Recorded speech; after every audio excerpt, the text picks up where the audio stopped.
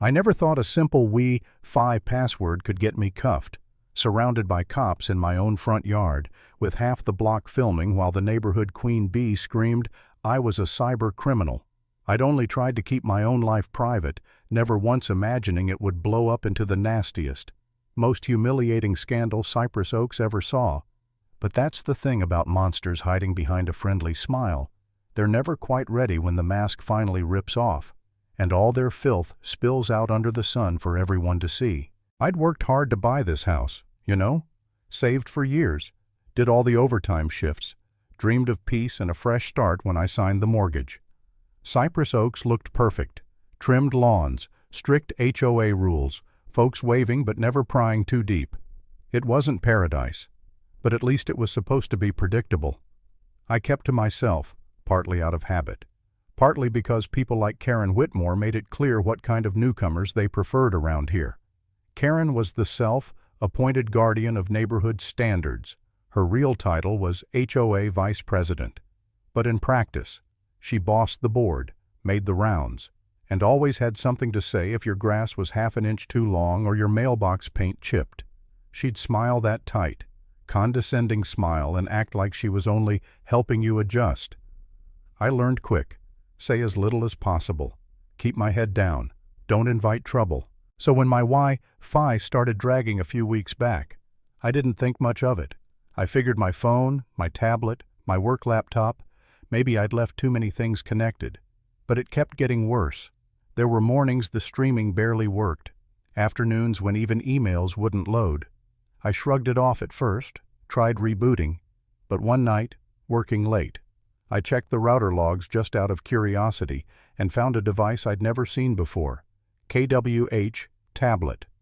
Now, I'm not exactly the paranoid type, but I know a little about tech, so I changed the password, kicked everything off the network, and told myself problem solved.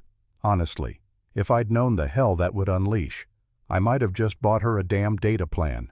The very next morning, I was halfway through my first mug of coffee, enjoying the one real moment of calm I get before work, when Karen stormed across my lawn without knocking. She was dressed for battle, hair perfect, arms crossed, lips pursed. She didn't even bother with small talk. "Did you change your Wi-Fi password?" she barked, like she was asking about a city ordinance I'd broken. I just blinked at her, caught off guard, and said, "Yeah, why?" Her face went red, like I'd smacked her. "Because my internet stopped working. I've been using that connection for months, and now I can't get anything done." I almost laughed, except she looked dead serious, like I'd stolen from her. "You've been using my Wi-Fi?" I asked, just to hear her say it. Karen waved her hand, all dismissive. "It's just internet. Why are you making such a fuss? It doesn't cost you extra." Right then, I saw the truth. She genuinely didn't see it as stealing. Rules were for other people. I tried to stay cool, but my voice cracked a bit. "It's my service, Karen. I pay for it. You don't get to use it without asking." She narrowed her eyes. "You people always make everything difficult. This is a community. Real neighbors help each other." The way she said "you people" made my blood boil, but I bit it down. "Maybe next time you could ask," I said, "but I'm not giving you my new password." That's when something ugly twisted in her face. "You don't belong here," she snapped. "If you can't cooperate, maybe this isn't the right neighborhood for you." Then, right there, in front of my porch, she pulled out her phone and started dialing. "I'm calling the police. Let's see how you like that." At first, I thought she was bluffing, but Karen went full Oscar performance, trembling voice, frantic pace, shouting about a suspicious man trying to hack into devices and threatening her safety. I watched, stunned, half waiting for her to wink and admit it was some twisted prank. No luck. Within 15 minutes, 2 squad cars rolled up. My stomach knotted as Officers Jordan and Miller stepped out, scanning the crowd of neighbors who'd started to gather, some pretending to rake leaves, others just standing with their phones out, watching me like I was some viral video waiting to happen. Karen was already in full meltdown. She ran to the officers, pointing straight at me, her voice cracking with fake fear. That man hacked my network. He's dangerous. He threatened me when I confronted him. I'm scared for my safety, and I don't know what else he's been doing online, maybe hacking everyone." Miller, the stockier white officer, looked over at me, raising an eyebrow, while Jordan, tall and cool-headed, asked, "Sir, is this true?" I almost laughed. "I changed my Wi-Fi password because Karen here was using it without my permission. That's all." Jordan glanced at Karen, then at me. "Is there any proof of what you're saying?" Karen jumped in, voice shrill. "He's a hacker. He's probably covering his tracks. You need to check his devices." It was so surreal. I started to doubt my own memory. Had I done something wrong?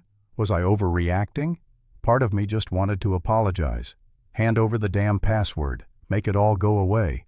But another part, the part that remembered every time Karen's HOA notices showed up in my mailbox for the tiniest infraction, every time I saw her scold a teenager for skateboarding or call a tow truck on someone parked too long, knew she'd never stop if I gave an inch. I looked the officers in the eye, hands steady. "I've got all the router logs inside. If you want proof, I can show you exactly who's been on my network and what sites they've visited." Karen's bravado wavered, just for a second, but she pushed forward. "He's lying. He's a tech guy. He can fake anything. He probably set me up." We went inside, me, Karen, the two officers, and half the block's curiosity burning holes through my front windows. I pulled up the logs, screened, shared every device, every weird connection. As I scrolled, Officer Jordan's face stayed neutral, but Miller let out a soft whistle. "That's a lot of activity for one tablet," he said. The sites weren't just Netflix and Facebook. No, buried in the logs were forums spitting hate speech, pages for credit card fraud, even links flagged for illegal trafficking. There were anonymous accounts, fake identities, payment trails leading to Karen's device, and activity at all hours.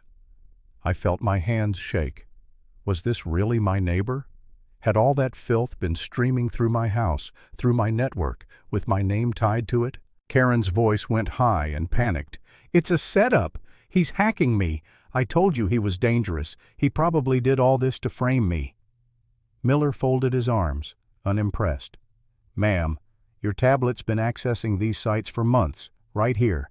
Same MAC address, same IP. Can you explain that?"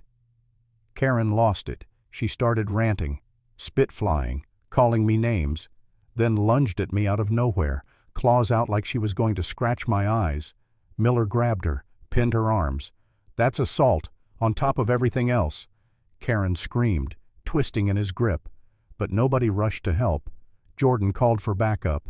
"Suspect in custody," he said into his radio, voice flat as day, old coffee.